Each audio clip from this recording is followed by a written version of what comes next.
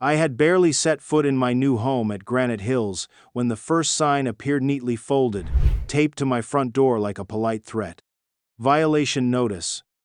Improper parking. Vehicle disrupts neighborhood aesthetic.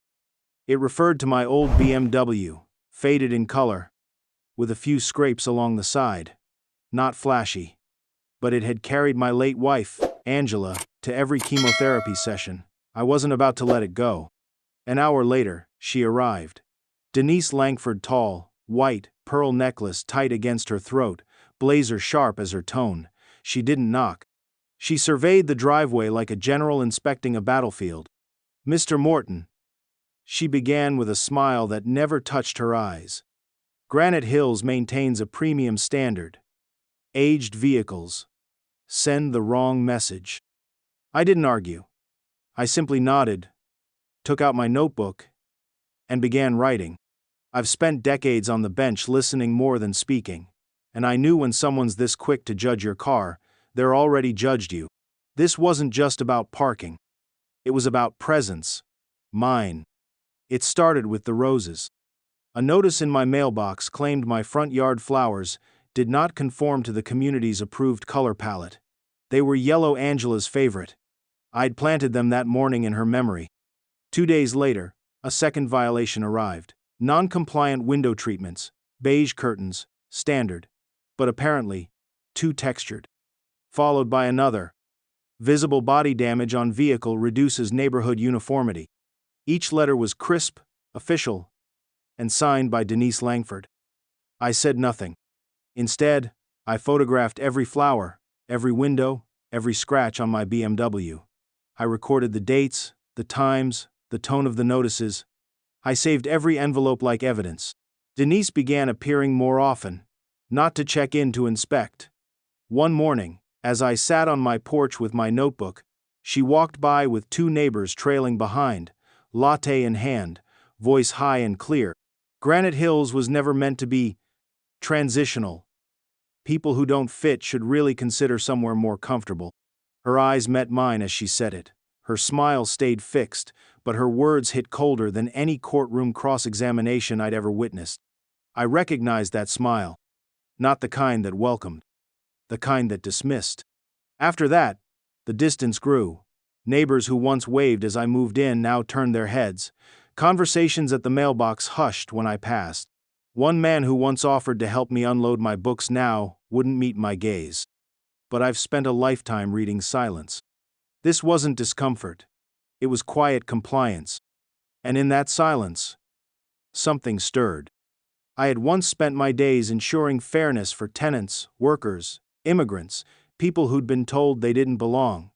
From behind the bench, I had spoken for those who had no microphone. Now, they had come for me. And I was listening.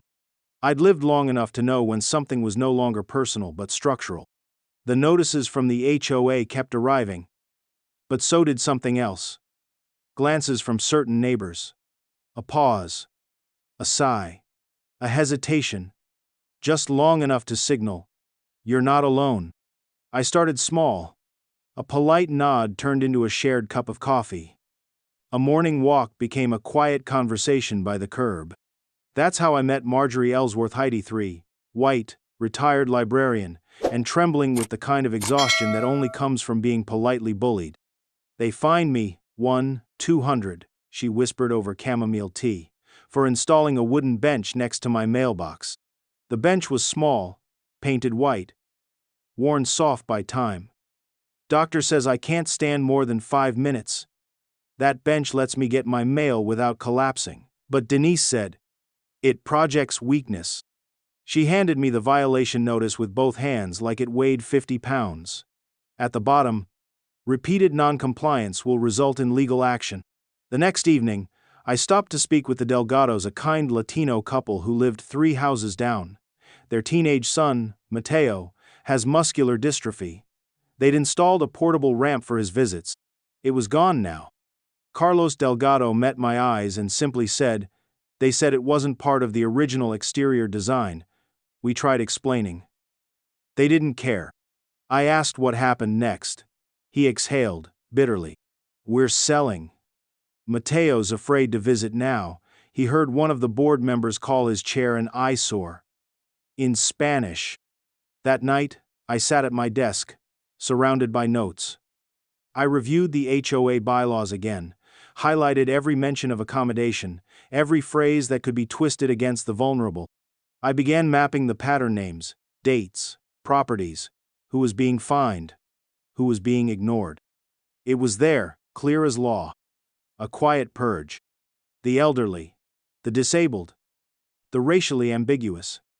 Anyone whose existence disrupted the HOA's curated fantasy of white, able-bodied perfection. I had seen systems like this before.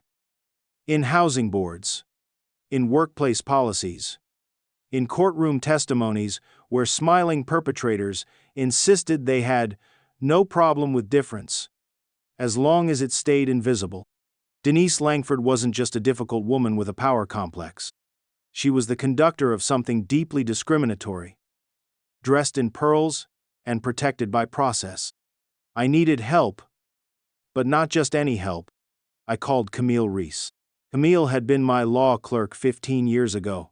Smart, steady, black woman with fire in her spine and precision in her words. Now a civil rights attorney with a reputation for cracking institutional walls from the inside out. She picked up on the second ring. "Judge Morton," she said, warm but wary. "It's Isaiah now," I replied. "I need your eyes on something." We met in my study that weekend. She wore jeans, a gray blazer, and the kind of expression that didn't flinch at hard truths. I laid out everything: documents, timelines, scanned notices, photos, testimonies. She scanned the files in silence. After 20 minutes, she leaned back and said what I already knew. "This isn't incompetence, it's intent." I nodded. "They want people like me gone," I said quietly. "But they don't say it. They fine it. They shame it. They bureaucratize it." Camille tapped her pen. "Let's find out how deep this goes." And just like that, the case began. Not on paper. Not in court. But in the quiet fury of two black legal minds, preparing to dismantle a machine designed to erase people like us one silent violation at a time. The meeting was scheduled for a Tuesday morning, 10 a.m. sharp, in the Granite Hills Community Center. Ironically and tellingly, it was on the second floor, with the elevator under maintenance. Again, Camille and I arrived 15 minutes early. She offered to help me up the stairs, but I declined. A young maintenance worker nearby looked uneasy and lent a hand. I made the climb slowly, painfully every step, a quiet reminder of what this meeting was really about. The room was as sterile as a bank office. Beige walls. Polished oak table. No smiles. Denise Langford sat at the head of the table like a corporate monarch. Black blazer. Hair coiled tight. Pearl earrings in place. She barely looked up when we entered.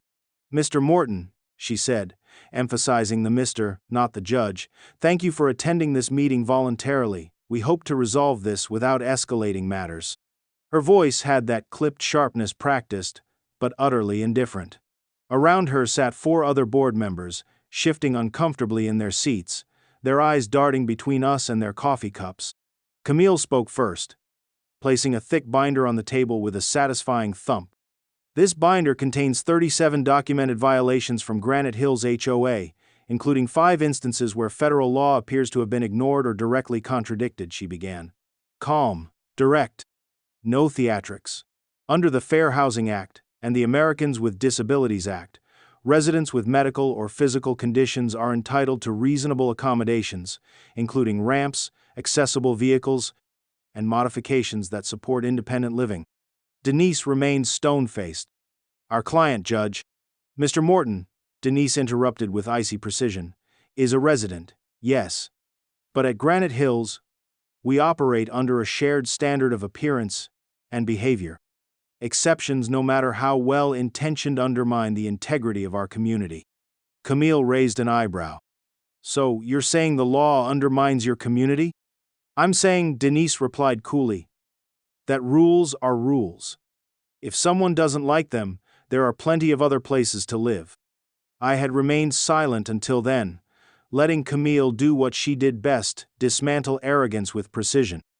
But now, I leaned forward, opened my leather folder, and pulled out a thin sheaf of paper. "I'm quite familiar with rules, Miss Langford," I said softly, placing the documents in front of her. "This is a ruling I authored 12 years ago. Wilson v. Fairfield Homes. It became a cornerstone case for disability housing law in the Ninth Circuit." She glanced at it briefly, then dismissed it with a smirk. "Your past career is not relevant to this discussion. You're a resident now, like anyone else." Camille's voice sharpened just a touch. "Ms. Langford, the ruling is relevant, because it still stands as binding legal precedent. Because this man," she pointed gently toward me, "helped define the very laws you are currently violating." Denise crossed her arms. "This isn't a courtroom." "No," I replied quietly, "it's something worse. It's a room full of people pretending that decency is negotiable." There was a moment of silence.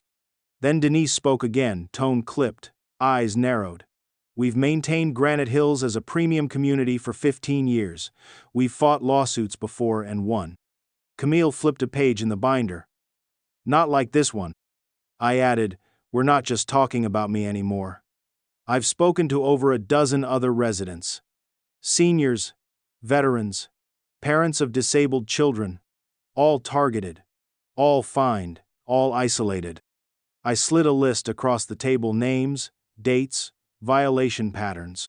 One of the board members, a man in his 60s, swallowed hard. "This is not about aesthetics," Camille said. "This is about intent, discriminatory patterns, retaliation, and now, willful neglect of federal law." Denise stood up. "Granite Hills will not become a nursing home. We have standards." I met her eyes. "And I have a memory," I said. "A long one, of watching systems just like this collapse under the weight of their own arrogance." She hesitated. I tapped the folder. "And I've written the law that ensures they do collapse." No more words were needed. The meeting ended in silence, but something fundamental had shifted. Denise may have walked out upright, but she didn't know. Her kingdom had just been put on trial. By then, the silence from the HOA had become its own kind of answer. Every legal request Camille filed ignored. Every certified letter sent unacknowledged. And every appeal we made, citing federal housing laws, was met with what I could only describe as intentional neglect. Then they escalated. One morning, I opened my door to find the base of my wheelchair ramp torn apart. The bolts had been pulled, the incline cracked down the center like a snapped bone. No warning, no explanation. Just two maintenance men walking off as if they had finished trimming hedges. When I asked who authorized it, they shrugged. "Orders from above," one muttered. A week later, my car became their next target. My BMW faded, with small scuffs on the bumper, had never been flashy. But it had history. It was the last car Angela ever rode in. Her scarf still hung behind the passenger seat. Her fingerprints might still be on the rearview mirror. That car wasn't just mine. It was ours. They spray-painted it in thick, red paint. Unsuitable. Slashed across the side, jagged like a wound. The next day, a large paper sheet was taped to my garage door. "Community violation, vehicle deemed blight." Beneath it, scrawled in permanent marker, just one word in block letters: trash. I stood there for several minutes, saying nothing. I just stared. Camille wanted to press charges immediately. "We have grounds for criminal vandalism," she said. "This isn't enforcement, it's harassment." But I told her, "Not yet. We need them to show everything they are." It didn't take long. That Thursday morning, I had a neurology appointment across town. I was sitting in the driver's seat, parked in my own driveway, reviewing a medical report before leaving. I saw Denise in the rearview mirror. Black blazer, high heels clicking like gunshots on the concrete, a wooden bat gripped in one hand. At first, I thought it was symbolic, a show of power. But as she got closer, I realized the tremble in her wrist wasn't nerves. It was rage. She marched up behind my car, raised the bat, and with a single violent swing shattered the rear window. The sound was deafening. I turned in disbelief as shards of glass rained down around me. "This car doesn't belong here," she screamed. "This is a premium community." I didn't move. I didn't raise my voice. I simply pressed the side of my phone already recording and set it quietly on the dashboard. Across the street, I saw a figure step out from behind a hedge. My neighbor, Marcus. Young man, mid-30s, phone in hand, camera rolling. Denise raised the bat again. I opened the door slowly and said, "Denise, this is destruction of private property. I suggest you stop." She didn't. She swung again, this time striking the metal edge of the trunk. Dented it. Scratched the paint. "You people think you can bring your trash into our neighborhoods and hide behind your titles?" she spat. I sat still, the same way I had on the bench for decades, listening to people unravel. Denise Langford had just done what no HOA rule ever could. She made the truth undeniable. When she finally stormed off, bat in hand, muttering about bringing order back, she didn't see the two people across the street still recording. Didn't see Marcus nod at me solemnly. Didn't see me reach down and pick up a piece of glass with Angela's reflection still flickering in it. Because for her, it was just a car. But for me, it was the last place my wife ever smiled. And now they'd shattered that, too. But unlike broken glass, some things don't just get swept away. Some things come back. In court. The patrol car pulled up just minutes after Denise's bat left a second dent in my trunk. Flashing red and blue lights reflected off shattered glass, casting fractured patterns across my garage door, the same door now labeled trash by people who called themselves neighbors. Two officers stepped out. The older one, Sergeant Bradley, approached with the weary gait of someone used to mediating barking dogs and minor noise complaints. His younger partner scanned the scene, the broken window, the splintered bat now lying on the lawn, and me, seated calmly in my wheelchair beside a vandalized BMW. Denise stood nearby, arms crossed, makeup slightly smudged, hair still perfect. "Thank God," she said with a dramatic sigh. "We have a situation. This resident has repeatedly refused to comply with community rules. He became aggressive when I confronted him." Sergeant Bradley looked at me. "I need your statement, sir," he said, neutral but firm. I nodded slowly, reached into the side pouch of my chair, and pulled out a black leather wallet, the kind with weight and authority behind it. Inside was my ID, a federal court badge, and a card that had opened doors from Washington to Sacramento. I held it out. "My name is Judge Isaiah Morton, retired Chief Justice of the Ninth Circuit Court of Appeals," I said. "And the law this woman violated?" I wrote it. For a moment, the air went still. Bradley blinked. His partner looked up sharply. "You. Wait."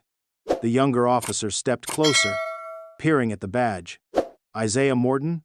The Morton ruling on housing discrimination?" He glanced at the binder Camille had left me last week, still resting on my dashboard, open to a page marked in red. Denise's face changed. Not fear. Not yet. Just confusion. "Judge Morton," Bradley said slowly, "I remember your Westbridge decision. We studied it in training. Sir, are you saying this was a targeted act of retaliation based on disability status?" "I'm saying," I replied, "that she's been harassing disabled and elderly residents for years under the guise of aesthetic enforcement. And today, she escalated into criminal destruction of federally protected medical accommodations and personal property. In front of multiple witnesses. On video." Denise stepped forward, voice pitched high with disbelief. "This is outrageous. I was enforcing community rules. That car violates." "Ma'am," the younger officer cut in, holding up his hand. "We have video." Marcus stepped across the street, phone in hand. "It's all here. The screaming, the bat, the slurs, everything." Another neighbor approached with a printed screenshot already pulled from the HOA's own community camera, showing Denise with her arm raised, bat grip tight, a jagged halo of shattered glass behind her. Denise reached for indignation. "This is a misunderstanding. I didn't know who he was." Bradley stopped writing. "That's not a defense," he said quietly. "That's an admission of bias." You're saying, if you had known, you'd have acted differently. I didn't mean. You didn't just attack a man, Ms. Langford, I said softly, folding my ID back into my wallet. You attacked federal law, and worse, you attacked the very dignity this community claims to uphold. Her face paled. The officers exchanged a look. Denise Langford, Bradley said, stepping forward as his partner read from the penal code. You are under arrest for vandalism, destruction of property, hate-based harassment, and violation of federal housing discrimination statutes. As they placed the cuffs on her, she stammered, I was just doing my job. My right, as HOA president. That title, I said, doesn't place you above the law. They guided her to the squad car. Neighbors watched from driveways and porches. Some looked shocked, a few nodded, and a couple turned away, the guilt of silent complicity etched on their faces. As the cruiser door shut with a dull thud, I glanced at the broken rearview mirror of my car, the one Angela had always adjusted just so. Through the fractured reflection, I saw not just justice, but recognition. They hadn't just targeted an old black man. They had tried to erase a lifetime of service, law, and love and failed. Because today, they didn't just meet a resident with a wheelchair and an old BMW.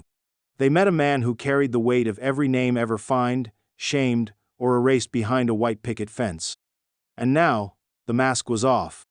The hospital room was quiet, except for the soft beep of the heart monitor and the occasional rustle of nurses outside my door. My hip was fractured, my car destroyed, but my mind clearer than ever. From that bed, propped up by pillows and dignity, I did what I'd done my entire career. I filed. With Camille's help and my legal contacts across the state, we submitted a formal complaint to the Department of Housing and Urban Development, citing multiple violations of the Fair Housing Act, ADA statutes, and civil rights laws. We also forwarded a copy to the U.S.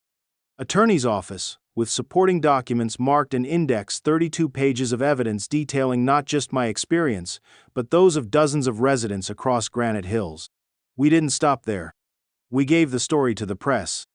The documents, the videos, the HOA memos, the photograph of Denise mid-swing, they were all sent to the Arizona Herald, and within hours, picked up by national outlets. The headline that broke the silence was simple: Retired federal judge attacked by HOA president in alleged hate crime. It went viral. Not because of who I was, but because of how many people saw themselves in it.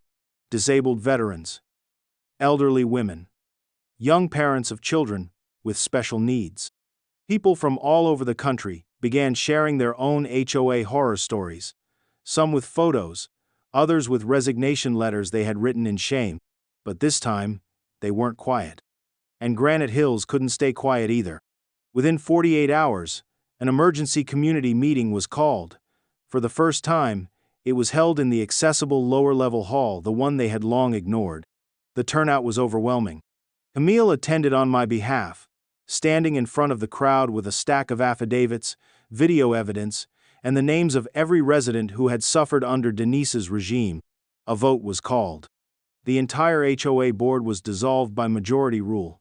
Denise, of course, was already in custody, charged with federal hate crime, destruction of federally protected medical equipment, real estate fraud, and civil rights violations. But her crimes didn't end there. As more victims came forward, investigators discovered that under her leadership, the HOA had been systematically forcing out elderly or disabled residents, labeling their homes as blights, then purchasing them through a shell investment firm and reselling at market value. Fraud on a breathtaking scale. The newly formed interim board, led by Michael Delgado, the father of the young man in a wheelchair, issued a formal apology. They drafted restitution letters and began outreach to every family that had been wrongfully fined, harassed, or pushed out. Some had moved far away, but many came back. The Thompsons, whose pool lift for their disabled son had been labeled a hazard, returned within a month, welcomed with a brand new accessibility grant and a standing ovation from the community. Marjorie Ellsworth got her bench back this time, with a plaque honoring her resilience. And the words that once marked my garage, "Trosh," were scrubbed clean, replaced by a simple hand-carved wooden sign, "Dignity lives here." From my hospital bed, I watched the footage of that community meeting. People stood up, one by one, and spoke without fear. About what they'd endured. About how silence nearly became complicity. About the pain of pretending they didn't see what was happening right in front of them. But most of all, they spoke about change. Granite Hills was no longer a curated illusion of perfection. It had become something more powerful, a place where people belonged not because they matched a mold, but because they mattered. And that, to me, was justice in its purest form. 1 year later, I wheeled myself across the familiar sidewalks of Granite Hills, no longer cracked with silence, but freshly paved with purpose. The air was different now. Not just cleaner, but lighter, like a place finally breathing after holding its breath for too long. The community meeting that day was held under open skies in the Central Park, where children now played freely, and ramps lined every path. The stage was modest, built by volunteers. The audience? Full neighbors of all backgrounds, ages, and stories. Some I'd known, others I had once only passed silently. The new HOA board stood at the side, now made up of a diverse group: a retired black schoolteacher, a Latino veteran, an Asian, American nurse, and a young single mother. Not perfect, but real.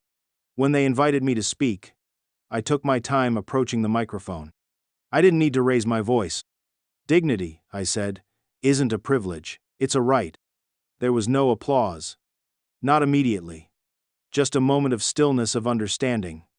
Then, it came. Long, warm, and full.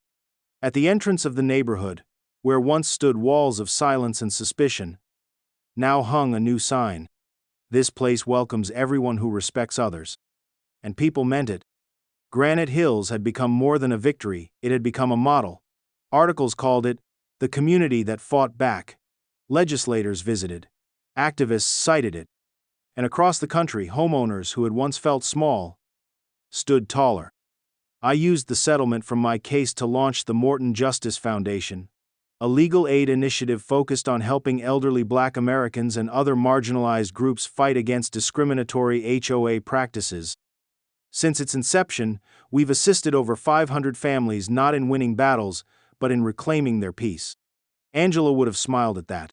And so did I.